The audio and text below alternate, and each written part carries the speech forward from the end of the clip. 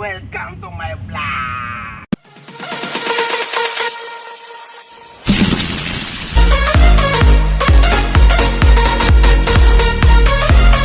Yan, good morning guys. Kamusta kayong lahat dyan? Dito po ako guys sa taas na aking bahay. So, i-update ko lang po kayo guys sa aking tinanim. Kasi ang sa kasabihan nga, pag mayroong itinanim, merong anihin. Yan. Pero so far, wala pa akong naani guys. Tanim pa lang ako ng tanim ha. Okay. So ayan guys.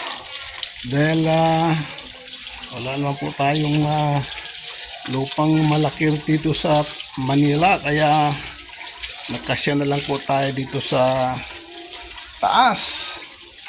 So, inilagay ko na lang po sa paso guys. Baka sakaling makaka-harvest po ako. Ayan guys. So ayan guys, ang aking kamatis. Medyo malungkot ang kamatis. Iwan ko kung mamumunga ba yan. So ito talong. Ayan talong guys. Lilipat ko sa malaking kasi maliit. So itong dalawa na to, pichay, mukhang mamumunga na ito. Mamumunga. Sorry, ito mga mapuslan ko sa Bisaya pa. Kung mapakinabangan ko yan guys, dahil malaki na siya. O ayan o. O ilang linggo na lang yan, pwede nang aanihin yan. Ayan. So nilagay ko po sila rito guys, kasi sabi dapat na maaarawan. Ayan, di lumaki. Di lumaki sila guys. So itong talong na isa malaki na. Yan, namumulaklak. Kaya lang nalalaglag. So tingnan natin guys. Yan. Dito ko po siya tinanim. Nung araw ko to bagsakan po to ng tubig ulan. Ngayon dinaan ko na, dinirekta ko na po sila dyan. Kaya di na po siya dadaan dito. So ayan guys. O yung aking alugbati. O yung alugbati mga sigurado na ito.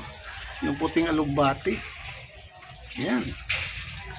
So ito ba guys ang ibang kamatis ko. Balungkot. Tsaka meron silang puti dapat natatanggal yung puti na yan. At saka meron pa akong alugbati rito. Kaya lang nagsisiksikan sila kaya medyo di lumalaki. So ayan. So para yung mga hindi na magandang halaman ko rito, pag-aalisin ko na at tataniman ko po guys ng gulay. Kasi mabuti pa yung gulay, papakinabangan natin. Diba? Sa hirap ng buhay ngayon, ang mahal ng mga bilihin. So, kailangan maging masinop tayo sa buhay. Ayan. Bibili pa ako ng ng buto ng kangkong. Kasi yung kangkong, madali yung buhayin. So, ayan guys. Sana tuloy-tuloy na yung mga kamatis na yan. Saka itong talong malaki na. So far guys, yan lang muna. Ayan, napupuno ko kasi yung halaman yung terrace ko ng third floor ko guys. Napupuno ng halaman.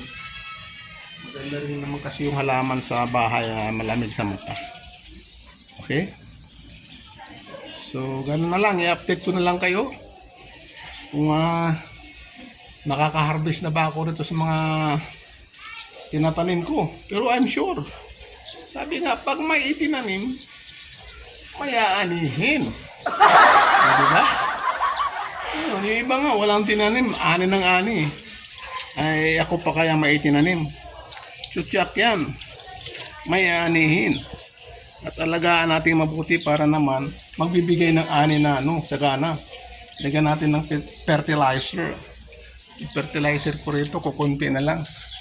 Ito na lang What? Okay, namatay. Ba't namatay? Namatay siya. Nalalanta. Ba't yan namatay?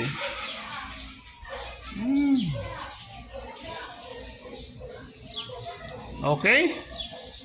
So, namatay yung isang halaman ko guys. Gumagapang, nagamot pa naman yan. Okay guys, thank you. Thank you for watching. Bye-bye.